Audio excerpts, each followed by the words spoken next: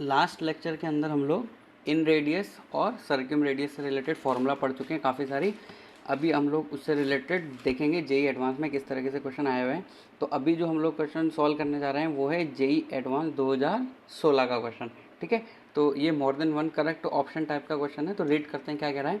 In a triangle x Y Z let X Y Z be length of side opposite to side angle X Y Z. Okay, तो ये बिल्कुल A B C की जगह x Y Z लिया हुआ है इसके अंदर, और कुछ भी नया नहीं है।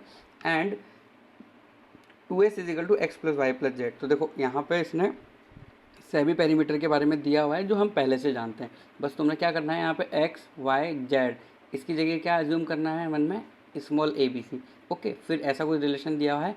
And area of incircle of triangle is equal to 8π/3 then find. Okay, तो फाइंड कुछ लिखा हुआ नहीं है, इसका मतलब जो ये चार ऑप्शन है यही क्वेश्चन है ना। तो ये बहुत लेंदी टाइप का क्वेश्चन हो सकता है और मोर देन वन करेक्ट का है। देन लिखा हुआ है इसके अंदर, मतलब यहाँ पे तो कुछ पूछा ही नहीं है इसने, सब कुछ पूछा है ऑप्शन के अंदर। तो हमें सेपरेटली ए ऑप्शन सॉल्व करना है, सेपरेटली बी ऑप्शन सॉल्व करना है, सी ऑप्शन सॉल्व करना है, डी ऑप्शन सॉल्व करना है और देखना है कि कितने ऑप्शन इसमें सही हो सकते हैं। ठीक है, तो हम लोग स्टार्ट करते हैं जो गिवन कंडीशन है उसको लिख के। तो सबसे पहले इसने क्या लिखा हुआ है, s-x/4 s-4/3 है ना। तो इसको हम लोग नोट कर लेते हैं। s-x/4 is equal to given है s-y/3 is equal to s-z/2। चलो ये सब बराबर है, तो हम इसको ऐसे एज्यूम कर लेते हैं कि ये किसी कांस्टेंट के इक्वल है और उस कांस्टेंट की वैल्यू कितनी मान ली हम लोगों ने, के मान ली। ओके, तो यहाँ से अगर मैं फर्स्ट और के को देखूंगा तो मैं लिख सकता हूँ यहाँ से s-x is equal to 4k। इसी तरीके से मैं लिख सकता हूँ s-y is equal to 3k। Clear. इसी तरीके से हम लोग लिख सकते हैं s-z इज इक्वल टू हम लोग लिख सकते हैं 2k।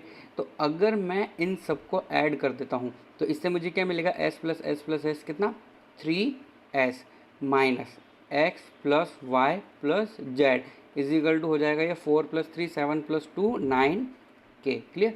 अब देखो ये x plus Y plus z की जो वैल्यू है वो गिवन है। x plus Y plus z की वैल्यू कितनी गिवन है, 2s। तो यहाँ पे हो जाएगा तुम्हारा 2s माइनस मतलब sorry 3s minus 2s is equal to ये कितना हो जाएगा तुम्हारा s। तो इससे हम लोगों को s की वैल्यू मिल जाएगी। s इज इक्वल टू क्या हो गया 9k। क्लियर। अब s is equal to 9k हो गया। अब हम लोग क्या करते हैं, इन सब के अंदर इसको पुट कर देते हैं। तो इससे हम लोगों को x y z की वैल्यू मिल जाएगी k की फॉर्म में सीधा। तो सबसे पहले वाले के अंदर अगर हम लोग रखेंगे इसके अंदर, तो यहाँ पे हम लोग कैसे लिखेंगे, s is equal to 9k। Okay, तो x राइट में चला जाएगा, 9 - 4 कितना हो जाएगा 5k। तो इससे हम लोगों को किसकी वैल्यू मिल जाएगी, x y z की। तो इससे हम लोगों को मिल गया है x is equal to 5k। Clear. हम लिख सकते हैं x is equal to 5k। Similarly we can write the value of y। तो y इज इक्वल टू हमारा कितना हो जाएगा 6k इज इक्वल टू, इसी तरीके से हम लोग क्या निकाल सकते हैं, z is equal to 7k। तो हमने x y और z की सभी की वैल्यू है जो है वो किसकी फॉर्म में कैलकुलेट कर चुके हैं, अभी हम लोग k की फॉर्म में कैलकुलेट कर चुके हैं। ओके, तो अभी हम लोग ऑप्शन में जाने से पहले इसके अंदर और जो इन्फॉर्मेशन दी है उसको देख लेते हैं कि उससे हम लोग क्या कैलकुलेट कर सकते हैं। Area of incircle of triangle is 8π/3। Okay, area of incircle. तो देखो यहाँ पे जेई एडवांस में इन सर्कल और सर्क्यूम सर्कल की काफ़ी बात हो रही है और इससे रिलेटेड हम लोगों ने काफ़ी सारे फॉर्मूले पढ़े हैं। अब देखो स्मॉल आर और एरिया जिस फॉर्मूले में अगर लिंक होता है तो हम वो फॉर्मूला यूज़ कर लेते हैं। तो हम कौन सा फॉर्मूला जानते हैं, small r is equal to delta upon s. तो यहाँ पे एरिया भी है और रेडियस भी है ना। तो यहाँ पे हम लोगों को क्या गिवन है, एरिया इज इक्वल टू क्या होता है, पाई आर स्क्वायर होता है। तो एरिया हम लोगों को गिवन है और ऊपर से हम लोग किसकी वैल्यू लिख सकते हैं, आर की वैल्यू लिख सकते हैं। तो इस तरीके से हम लोग लिख सकते हैं एरिया जो कि गिवन है 8π/3 is equal to pi R square. R की जो वैल्यू है वो कितनी है, डेल्टा अपॉन एस। तो ये हो जाएगा delta square upon s square. तो यहाँ पे तुम्हें दिख रहा है पाई से पाई जो है वो कट हो रहा है। क्लियर। अब पाई से पाई कट होने के बाद जो रिमेनिंग बच रहा है वो है 8/3 is equal to delta square upon s square. अब देखो यहाँ पे डेल्टा का कौन सा फॉर्मूला यूज़ करें, अगर हमारे पास तीनों साइड्स के की फॉर्म में अवेलेबल है तो यहाँ पे हम हीरोस फार्मूला यूज़ कर सकते हैं एरिया का। तो हीरोस फार्मूले में पहले से ही अंडर रूट होता है और यहाँ पे स्क्वायर है, तो फॉर्मूला क्या हो जाएगा डेल्टा स्क्वायर का एस माइनस ए की जगह हम क्या लिखेंगे एक्स। इसी तरीके से s minus y, s minus z upon divide में क्या लिखा हुआ है भाई, एस स्क्वायर। तो देखो एक एस स्क्वायर से एक एस कट जाएगा और बाकी की वैल्यू हम लोग यहाँ पे क्या कर देते हैं, सब्सटीट्यूट कर देते हैं। तो अगर हम यहाँ पे वैल्यू सब्सटीट्यूट करेंगे तो हमें जो है वैल्यू मिल जाएगी सबसे पहले एस की। तो एस हमें कितना गिवन है, एस इजिकल टू 9 के है ना। तो ये सब वैल्यू हम लोग यहाँ पे पुट कर देते हैं। क्लियर। तो हम लोग क्या लिख सकते हैं, 8/3 is equal to s minus x. तो एस की जो वैल्यू है वो है 9 के और एक्स की वैल्यू कितनी है 5 के। तो ये माइनस करेंगे तो ये कितना हो जाएगा 4 के। इसी तरीके से एस माइनस वाई हो जाएगा तुम्हारा 3 के। इसी तरीके से एस माइनस जेड कितना हो जाएगा 9 के माइनस 7 के 2 के। क्लियर। डिवाइड बाय, अब हम लोगों को जो नीचे लिखना है वो क्या लिखना है, एस की वैल्यू लिखनी है। तो वो 9 के है। तो देखो यहाँ पे सिंपली ये कट रहा है, यहाँ पे कितना बचेगा 3 इस 3 से ये 3 कट हो जाएगा, एक के से एक के कट हो जाएगा। तो के स्क्वायर इजिकल टू आ रहा है हम लोगों का 1।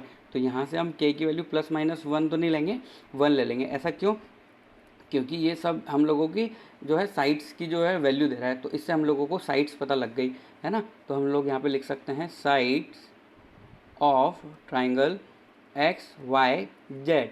कितनी कितनी साइड हो गई, 5, 6 एंड 7। तो देखो यहाँ पे दो इन्फॉर्मेशन हम लोगों को गिवन था। क्या क्या गिवन था, एक तो ये एस माइनस एक्स वाला रिलेशन और एक एरिया। तो इससे हम लोगों ने क्या फाइंड कर लिया, ट्राइंगल की साइड्स फाइंड कर ली। अब असली क्वेश्चन हम लोगों का यहाँ से स्टार्ट हो रहा है। तो सबसे पहले ये क्या बोल रहा है, area of triangle x Y z 6√6। Okay, तो एरिया कैलकुलेट करना है और हमारे पास क्या क्या रिसोर्सेज हैं उससे हम लोग सॉल्व करेंगे, है ना। तो सबसे पहले हम ऑप्शन ए देख लेते हैं। ऑप्शन ए देखने के लिए हमें एरिया कैलकुलेट करना है।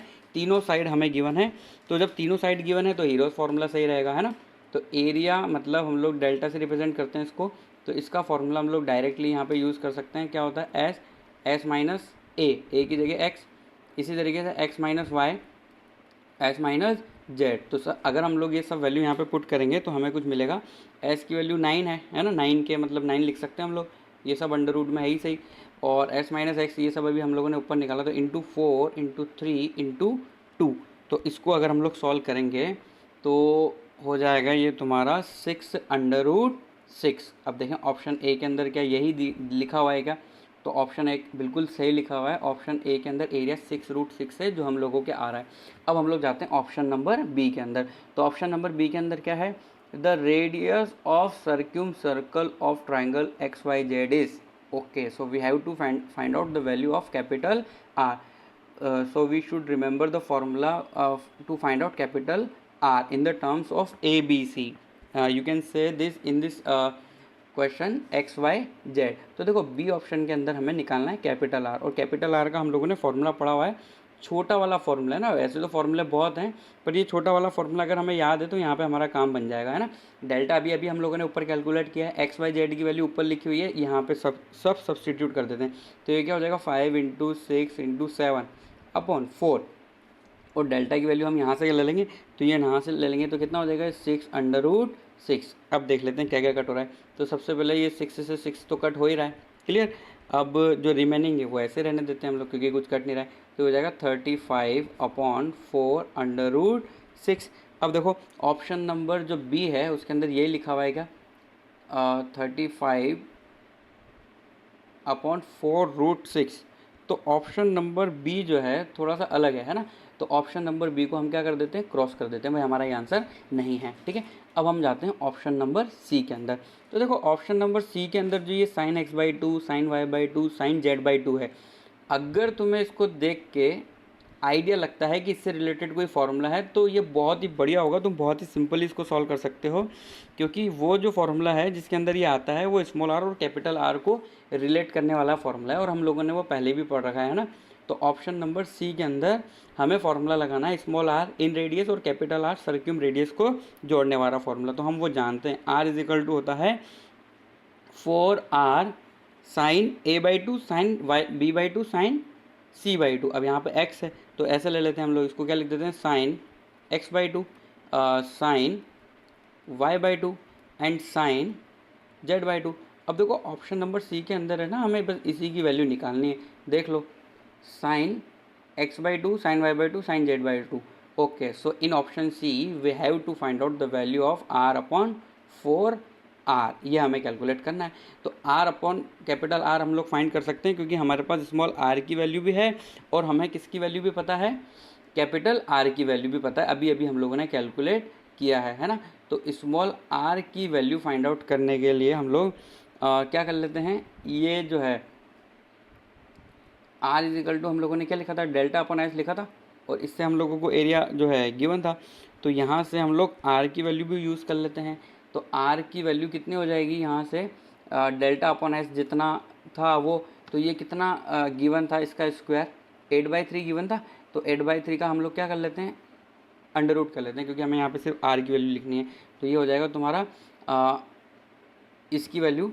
तो ये हम लोग क्वेश्चन मार्क यहाँ से हटा देते हैं, r इज इक्वल टू हम लिख सकते हैं अंडर रूट 8/3 अपॉन 4। अब कैपिटल आर की वैल्यू क्या थी, अभी कैलकुलेट किया है 35 अपॉन 4 अंडर रूट 6। तो देखो ये सबसे पहले 4 से 4 तो कट ही रहा है, ठीक है। और भी हम लोग कैलकुलेशन कर लेते हैं इसकी।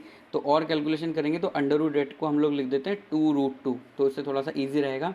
तो इसको अगर हम लोग सॉल्व करेंगे फाइनली तो हमारे पास ऐसा कुछ आएगा 4/35।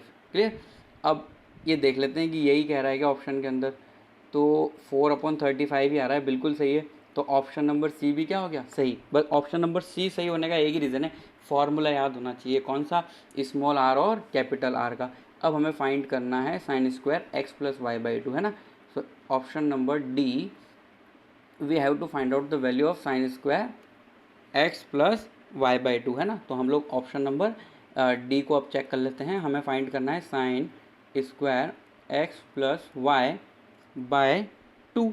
तो देखो x plus Y plus Z is equal to pi लिख सकते हैं ना हम लोग, क्योंकि x y z किसके एंगल है, ट्राइंगल के। तो x plus y is equal to क्या हो जाएगा, पाई माइनस जेड। अगर मैं यहाँ पाई माइनस जेड लिखूंगा तो ये क्या हो जाएगा, पाई/2 माइनस जेड/2। तो इसको हम लोग लिख सकते हैं कॉस स्क्वायर जेड/2। अब देखो मैं ऐसा क्यों कर रहा हूँ, क्योंकि मुझे कॉस का हाफ एंगल फार्मूला पता है। अगर हमें इसका हाफ एंगल फार्मूला पता है then we can solve this question very easily. ये क्वेश्चन नहीं सॉल्व होगा अगर हमने चैप्टर ये वाला अच्छे से नहीं किया हुआ है। तो अगर ये चैप्टर किया हुआ है तो फार्मूला बेस्ड है सारे के सारे ऑप्शन, हाँ टाइम कंज्यूमिंग थोड़ा है बट सॉल्व हो जाएगा। तो इसका फार्मूला हम लोगों ने क्या पढ़ा भाई एस माइनस, अब देखो जेड है तो कॉस वाले में जेड ही रहता है, ये हो गया अपॉन यहाँ पे ना। अब देखो यहाँ सी होता था तो यहाँ पे ए भी होता था, तो यहाँ जेड है तो यहाँ पे क्या हो जाएगा एक्स इंटू वाई। अब हमें बस वैल्यू रखनी है, तो एस की वैल्यू हम लोगों ने निकाली हुई है, वो कितनी है 9। एस माइनस जेड कितना था 2 डिवाइड बाय एक्स वाई, वो कितना हो जाएगा 5 इंटू 6। तो इसको अगर हम लोग सॉल्व करते हैं तो देख लेते हैं कौन कौन कट हो रहा है। तो इससे हम इसको कट करेंगे तो ये हो जाएगा 3 से ये कट हो जाएगा 3 टाइम, तो हमारा आंसर आ रहा है 3/5। तो हमें वैल्यू मिल रही है 3/5। तो ऑप्शन नंबर डी के अंदर 3/5 ही लिखा हुआ है, तो ये ऑप्शन क्या हो गया, करेक्ट। तो इस तरीके से इस क्वेश्चन का जो आंसर है हमें मिला ए आंसर है इसका, और एक है सी, और एक आंसर है इसका डी। तो इसमें बी रॉन्ग है, बाकी सभी आंसर क्या हैं इसके सही। ओके, तो ये मल्टीपल करेक्ट टाइप का क्वेश्चन था और इसके अंदर जितने भी ऑप्शन है वो खुद अपने आप में ही क्या थे, क्वेश्चंस थे। क्लियर। अब हम लोग आगे बढ़ते हैं। तो अब ये नेक्स्ट क्वेश्चन है भाई।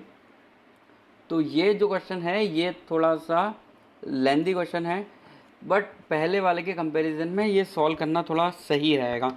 सही क्यों रहेगा वो अभी हम लोग देख लेते हैं, क्योंकि इसके अंदर ये पैराग्राफ टाइप का क्वेश्चन है ना। तो ये 56 to 60 जो लिखा हुआ है, जहाँ से मैंने ये क्वेश्चन कॉपी किया है पीडीएफ में से उसमें था, इसलिए ऐसा मत सोचना तुम 56 कैसे हो गया। तो ये लिंक्ड कॉम्प्रहेंशन टाइप का क्वेश्चन है, मतलब इसके अंदर क्या होता है, एक पैराग्राफ होता है, फिर इससे रिलेटेड 2 या 3 क्वेश्चंस होते हैं। तो यहाँ पे कितने क्वेश्चन है 58 to 60, मतलब यहाँ पे 3 क्वेश्चन है। 58 तुम्हें यहाँ पे दिख रहा है, उसके अलावा फिर नेक्स्ट क्वेश्चन है 59, फिर उसके अलावा है 60। तो देखो ये तो बहुत इजी क्वेश्चन है, बस हम लोगों को सबसे पहले जो बड़ा यहाँ पे काम करना है, जो उसमें टाइम हमारा कंज्यूम होगा, वो है इस पैराग्राफ को समझना। अगर इस पैराग्राफ को समझकर अगर हम लोगों ने इसको डिकोड कर लिया तो फिर ये तीनों क्वेश्चन हो जाएंगे, है ना। तो मतलब पैराग्राफ पढ़ लेते हैं क्या है। तो देखें, consider the circle this and the parabola, they intersect at P and Q in the first and the fourth quadrant। Okay, तो अगर तुमने थोड़ा बहुत कोऑर्डिनेट ज्योमेट्री पढ़ा हुआ है तो इसका तुम डायग्राम एज्यूम कर सकते हो और इसका भी डायग्राम एज्यूम कर सकते हो। और ये बोल रहा है कि फर्स्ट एंड फोर्थ क्वाड्रेंट, तो first and fourth quadrant positive x axis की तरफ होते हैं। तो सबसे पहले हमें ना पी और क्यू पॉइंट फाइंड कर लेते हैं, मतलब इन दोनों को क्या कर लेते हैं हम लोग, सॉल्व कर लेते हैं। तो हम यहाँ पे लिख देते हैं 4 point P and Q solve parabola and circle. तो देखो पैराबोला की जो इक्वेशन है वो क्या है, y square is equal to 8x, और सर्कल की इक्वेशन क्या है, x square plus y square is equal to 9। तो इन दोनों की इक्वेशन को मुझे सॉल्व करना है। तो सिंपली यहाँ से मैं वाई स्क्वायर की वैल्यू उठा के इधर रख देता हूँ। तो अगर मैं वाई स्क्वायर की वैल्यू उठा के उधर रख देता हूँ तो मुझे मिलेगा x square plus 8x is equal to 9। तो मतलब -9 इज इक्वल टू 0, मैं ऐसा लिख सकता हूँ। क्लियर। तो अब यहाँ से मुझे x की वैल्यू निकालनी है, मतलब मुझे अवयव बनाना है, फैक्टर बनाना है। तो इसके फैक्टर क्या हो जाएंगे इस इक्वेशन के, अगर हम इसको बनाएंगे तो x प्लस 9 और ये हो जाएगा x माइनस 1, मतलब हमें x की वैल्यू क्या क्या मिलेगी, -1 और 1। तो यहाँ से हमें मिलेगा x इज इक्वल टू -9 और x इज इक्वल टू हमें मिलेगा 1। तो हम x इज इक्वल टू 1 को लेंगे, है ना। हम इस वैल्यू को नहीं लेंगे क्योंकि फर्स्ट और फोर्थ क्वाड्रेंट का मतलब होता है पॉजिटिव एक्स एक्सिस। तो हमने ये वाली वैल्यू ले ली x इज इक्वल टू 1। तो P और Q पॉइंट के लिए हम लोगों को x कोऑर्डिनेट मिल चुका है। अब ये x इज इक्वल टू 1 तुम यहाँ पे पुट कर सकते हो, है ना। तो इससे हमें y की वैल्यू मिल जाएगी। तो y square is equal to कितना है 8, तो बताओ y इज इक्वल टू कितना हो जाएगा, +-2√2। तो हमें P और Q पॉइंट मिल गया। अब देखो P और Q पॉइंट तो मिल गया। अब हम लोग थोड़ा बहुत क्या कर लेते हैं, इसका डायग्राम बना लेते हैं, उससे थोड़ा सा क्वेश्चन जो है सॉल्व करने में थोड़ा सही रहेगा, है ना। तो सबसे पहले मैं बना लेता हूँ x और y एक्सिस, है ना। तो इस तरीके से कुछ डायग्राम हम लोग एज्यूम करते हैं, ऐसा कुछ होगा ये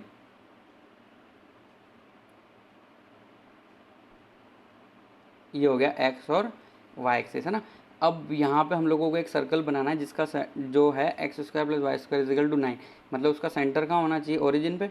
तो हम बनाने की कोशिश करते हैं, ये लो एक सर्कल हम लोगों ने जो है ड्रॉ कर लिया। क्लियर।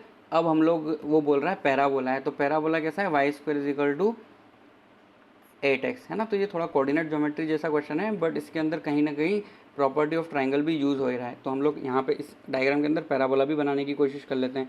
तो इस तरीके से कुछ मान लेते हैं कि ये पैराबोला है। क्लियर।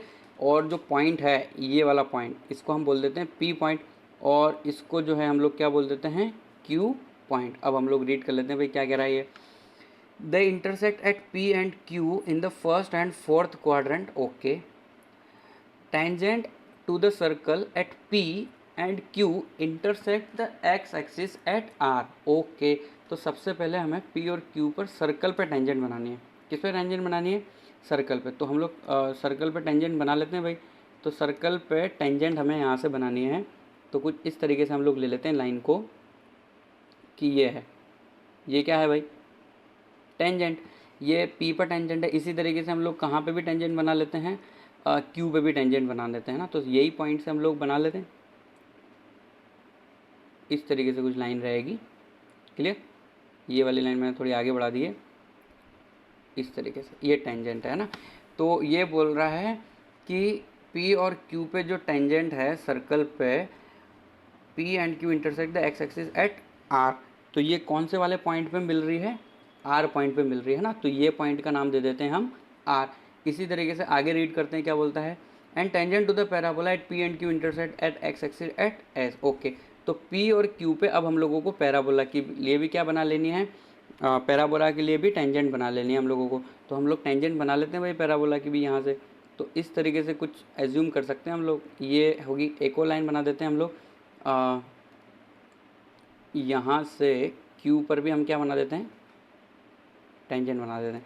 तो ये जो ब्लू कलर से जो मैंने बनाया है ये क्या है, टेंजेंट। और इस पॉइंट का जो नाम है क्वेश्चन में लिखा हुआ है कि ये पॉइंट है S। क्लियर।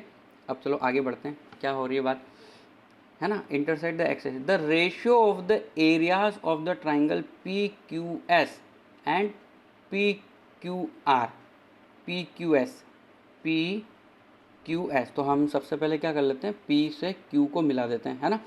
तो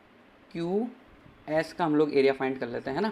तो पी क्यू एस का अगर हम एरिया फाइंड कर रहे हैं तो यहाँ पे ना एक पॉइंट मानता हूँ मैं ऐसे ही, इस पॉइंट को नाम दे देते हैं पी क्यू आर एस, तो यही सही, इसको नाम दे देते हैं हम लोग ए पॉइंट। क्लियर। तो अगर मैं इसको ए पॉइंट नाम दे रहा हूँ तो ये जो ए पॉइंट है एस से ए पर परपेंडिकुलर है, और इस परपेंडिकुलर लेंथ के लिए हमें ए पॉइंट पता होना चाहिए। तो ए पॉइंट क्या होगा, ए पॉइंट होगा 1,0। तो अगर ये 1,0 और ये परपेंडिकुलर है तो ये परपेंडिकुलर लेंथ कितनी होगी, यहाँ से लेकर 1 और यहाँ से लेकर -1, तो ये हो जाएगा 1/2 बेस इंटू हाइट से। तो 1/2 बेस इंटू हाइट से हम लोग जो है एरिया कैलकुलेट कर रहे हैं। एरिया कैलकुलेट करने के बाद दोनों को हम लोग क्या कर देंगे, डिवाइड कर देंगे। तो हम सबसे पहले फाइंड कर रहे हैं एरिया पी क्यू एस का, तो हम लोग लिख सकते हैं 1/2 P Q into S T.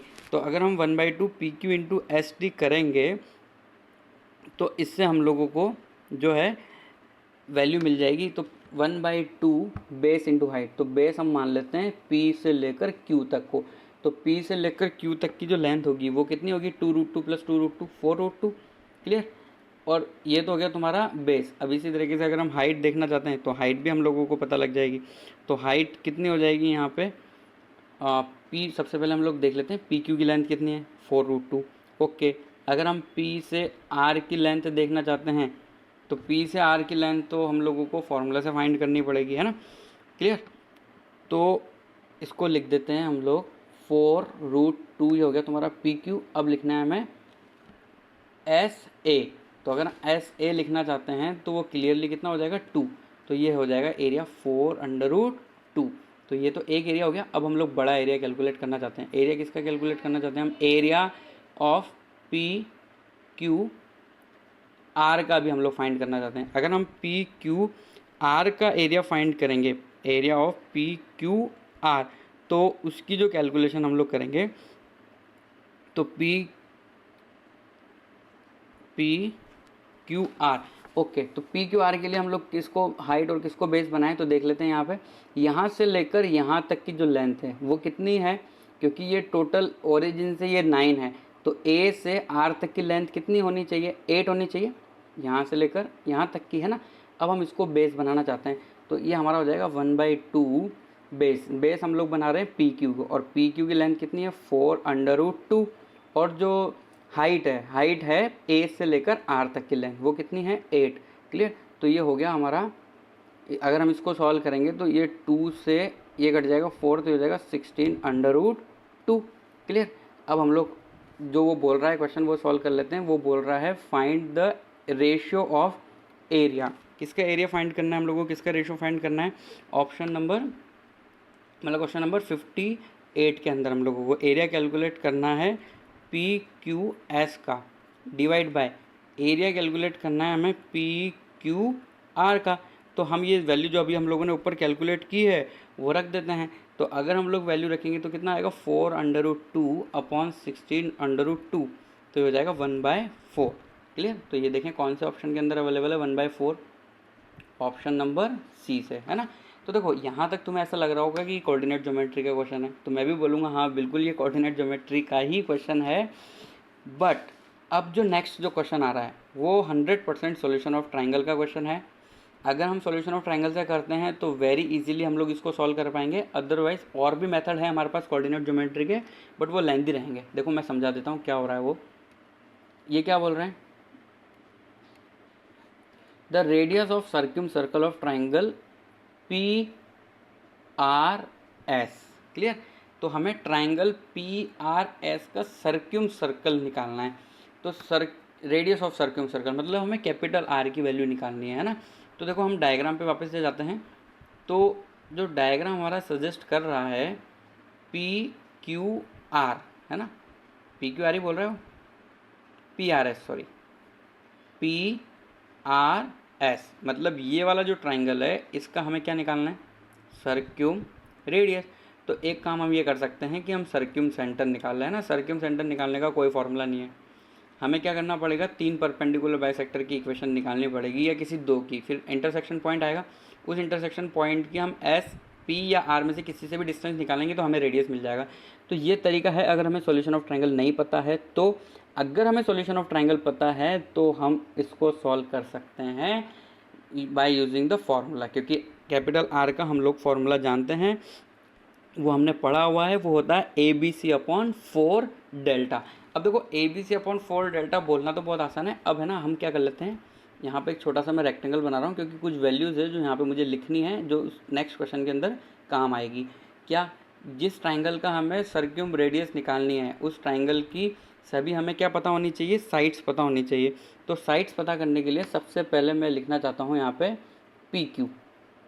तो देखो P से लेकर Q तक की लाइन तो हमें पता है ना, वो तो कितनी है 4√2। बहुत बढ़िया, क्योंकि ऊपर 2√2 नीचे 2√2। इसी तरीके से हम लोग पी आर की लेंथ फाइंड करना चाहते हैं ना। अब देखो P पॉइंट से लेकर R पॉइंट तक की लेंथ फाइंड करने का एक तरीका ये हो सकता है कि ये 8 है और P से A की जो लेंथ है वो कितनी है 2√2। तो हम लोग क्या कर सकते हैं, ध्यान से देखना भाई, सुनना तुम लोग, ये APR के अंदर राइट एंगल ट्राइंगल लगा सकते हैं। कौन, किसके अंदर, इसके अंदर है ना। देखो ये ARP राइट एंगल ट्राइंगल है, तो हम 8 का स्क्वायर मतलब 64 प्लस 2√2 का होल स्क्वायर मतलब ये कितना हो जाएगा 8। तो इसको अगर हम लोग सॉल्व करेंगे तो हमें PR की लेंथ मिल जाएगी ना। अब देखो नेक्स्ट हमें क्या निकालना है, QR। तो Q से R की भी हम लेंथ ऐसे ही निकाल सकते हैं जैसे हम लोगों ने ये कैलकुलेट किया। तो वो तो दोनों सेम ही होगी, क्योंकि सेम राइट एंगल ट्राइंगल बन रहा है, कॉन्ग्रुएंट ट्राइंगल यहाँ पे बन रहे हैं। तो हम लोग लिख सकते हैं PR जो है वो किसके इक्वल है, QR के, और उसकी जो वैल्यू है वो है अंडर रूट के अंदर 64 प्लस 8, तो ये हो जाएगा हमारा 6√2। तो ये वैल्यू हमें मिल गई। हमें ट्राइंगल की 3 साइड मिल गई। अब हमें उसका क्या निकालना है, सर्क्यूम रेडियस। तो सर्क्यूम रेडियस निकालने का हम लोग फॉर्मूला यूज़ कर लेते हैं। तो हमने आर का क्या फॉर्मूला पढ़ा हुआ है भाई, a B c upon 4 delta. अब ए बी सी की जगह हम लोग यहाँ पे क्या यूज़ कर सकते हैं, एक्स वाई जेड। सॉरी, यहाँ पे तो कोई एक्स वाई जेड नहीं हो, तो लास्ट वाले क्वेश्चन के अंदर था a B c upon 4 delta. अभी अभी हम लोगों ने लास्ट जो रेक्टेंगल और बनाया उसके अंदर सब वैल्यू लिखी हुई है 4√2 और 6√2, वो हम यहाँ पे यूज़ कर लेंगे। तो ये क्या हो जाएगा तुम्हारा ए बी सी है ना, तो ये हो जाएगा 10 इंटू 2√3, और इसी तरीके से एक और साइड जो है वो कितना है 6√2 डिवाइड बाय ये कितना हो जाएगा 4 ऐसा कैसे, और डेल्टा, डेल्टा मतलब एरिया। एरिया अभी अभी हम लोगों ने कैलकुलेट किया था, देखो पीछे की तरफ है ना। तो हम लोग अगर मान लो यहाँ पे नहीं किया है तो इधर भी हम लोग कैलकुलेट कर सकते हैं इसका एरिया 1/2 बेस इंटू हाइट से। 1/2 बेस इंटू हाइट यहाँ पे देखो कैसे लगाएंगे हम लोग। हमें कौन सा ट्राइंगल है, ये वाला ट्राइंगल है, तो ये तो हो गया तुम्हारा हाइट 2√2, और बेस क्या हो गया ये, तो बेस कितना है भाई ये 10। तो हम क्या करेंगे 10 इंटू 2√2 1/2, तो 1/2 से 2 कट जाएगा, तो इसका एरिया आएगा तुम्हारा 10√2। तो हम लोग उस फॉर्मूले में डायरेक्ट यूज़ कर सकते हैं ये बात। तो हम लोग यहाँ पे क्या लिखेंगे 10√2, क्लियर। अब जो कट हो रहा है उसको हम कट कर देते हैं, तो हम लोग इसको सॉल्व करेंगे तो इस तरीके से आएगा 3√3। तो 3√3 कौन सा ऑप्शन के अंदर है, ऑप्शन नंबर बी के अंदर है ना। तो देखो ये तरीका तब है जब तुम्हें फॉर्मूला पता है ये वाला R is equal to a B c upon 4 delta वाला। अगर नहीं पता है तो मैं वापस से बोल देता हूँ कि तुम क्या कर सकते हो कि तुम ट्राइंगल के अंदर क्या करोगे, परपेंडिकुलर बाइसेक्टर निकालोगे कोई भी दो, उनका इंटरसेक्शन पॉइंट क्या आएगा, सर्क्यूम सेंटर। फिर सर्क्यूम सेंटर से किसी भी वर्टेक्स की डिस्टेंस निकालोगे तो तुम्हें क्या मिल जाएगी, रेडियस। बट वो लेंथी मेथड रहेगा, ये थोड़ा ईजी है अगर हमें आता है तो। अब हम लोगों को निकालना है वैल्यू किसकी, radius of incircle of triangle P Q R. तो देखो सबसे पहले जैसे ही ये आया ना रेडियस ऑफ इन सर्कल, तो हमारे दिमाग में आना चाहिए आर। आर का फॉर्मूला क्या होता है, डेल्टा अपॉन एस। तो यहाँ पे हम लोग डेल्टा भी कैलकुलेट कर लेते हैं और एस भी कैलकुलेट कर लेते हैं, है ना। तो ट्राइंगल पी क्यू आर को देखने के लिए हम लोग उस डायग्राम की तरफ चलते हैं वापस से। ट्राइंगल पी क्यू आर है ना, तो ये जो ट्राइंगल पी क्यू आर है इसका हम लोग क्या निकाल सकते हैं, यहाँ से हमें पी आर की वैल्यू पता है, हमें सारी साइड्स पता है इसकी, है ना। तो ये डायग्राम मैं वहाँ पे बना लेता हूँ पी क्यू आर का, पर ये सब वैल्यू हम लोगों को वापस कॉपी करनी पड़ेगी, इसलिए हम लोग यहीं पे देख लेते हैं पी क्यू आर। तो हमें यहाँ पे क्या चाहिए भाई, डेल्टा। तो डेल्टा हम इसकी हेल्प से निकाल सकते हैं, इन तीनों का एडिशन कर सकते हैं। तो 6√2 प्लस 6√2 कितना हो जाएगा, 12√2 प्लस 4√2, मतलब ये कितना हो जाएगा तुम्हारा 16√2, है ना। तो एस ये तो हुआ 2s, तो s कितना हो जाएगा 8√2। क्लियर। ट्राइंगल PQR के लिए s इजिकल टू कितना हो जाएगा, इन सबको ऐड करेंगे तो ये हो जाएगा 16√2। 16√2 को फिर हम लोग डिवाइड करेंगे 2 से, तो वो कितना मिल जाएगा हम लोगों को उससे 8√2 मिल जाएगा। क्लियर। तो ये तो हो गया तुम्हारा एस। अब बात कर लेते हैं डेल्टा की। तो डेल्टा हम लोग निकाल सकते हैं, वही ये जो है ट्राइंगल PQR के अंदर ये वाली जो है ये तो हो जाएगी हाइट, और PQ क्या हो जाएगा इसका, PQ हो जाएगा इसका बेस। तो अगर हम लोग ये वैल्यू यहाँ पे यूज़ करेंगे तो हम ऐसा लिख सकते हैं डेल्टा। डेल्टा मतलब वही एरिया वाला फॉर्मूला हम लोगों को यूज़ करना है। तो एरिया अगर हम लोग कैलकुलेट करना इसका चाहते हैं तो एरिया कैलकुलेट करेंगे 1/2 बेस इंटू हाइट से। तो 1/2 बेस इंटू हाइट से हो जाएगा 16√2 डिवाइड बाई एस। एस की कैलकुलेशन अभी मैंने तुम्हें बताई है 16/2, ये हो जाएगा 8√2। तो √2 से √2 कट रहा है, तो ये वैल्यू कितनी आ रही है 2, जो ऑप्शन नंबर डी के अंदर अवेलेबल है। तो देखो इस क्वेश्चन के अंदर हम लोगों ने ये देखा कॉम्परेशन टाइप के क्वेश्चंस भी हम लोग सॉल्व कर सकते हैं। उसके लिए हम लोगों को क्या करना होता है, जो पहले गिवन कंडीशन होती है उसको समझना है अच्छे से, देन हम लोग तीनों क्वेश्चन सॉल्व कर सकते हैं। और जो मोर देन वन करेक्ट टाइप के जो क्वेश्चंस होते हैं उसमें थोड़ा सा प्रॉब्लम रहता है, हर क्वेश्चन के अंदर हर ऑप्शन के अंदर अलग अलग से वो सॉल्व करना होता है। तो चलो आज हम लोग इतना ही पढ़ेंगे। अब नेक्स्ट क्लास के अंदर नेक्स्ट जो रिमेनिंग चैप्टर हैं, रिमेनिंग जो पोर्शन है वो हम लोग पढ़ेंगे, बट जो मैक्सिमम जो इंपॉर्टेंट पोर्शन है ना वो यहाँ पे हम लोगों का कंप्लीट हो चुका है। क्लियर।